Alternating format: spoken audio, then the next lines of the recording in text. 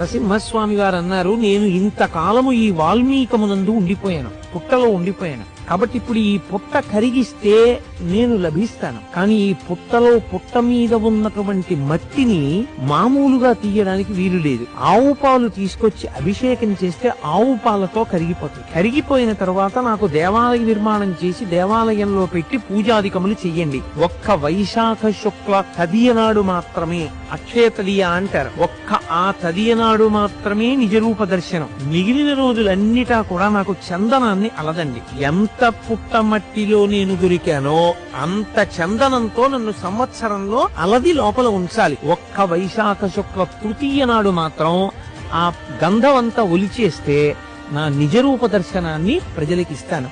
ఆనాడు భక్తులైనటువంటి వారు ఎవరు నన్ను దర్శనం చేస్తారో వాళ్ళకి నా దివ్యమైనటువంటి అనుగ్రహము లభిస్తుంది.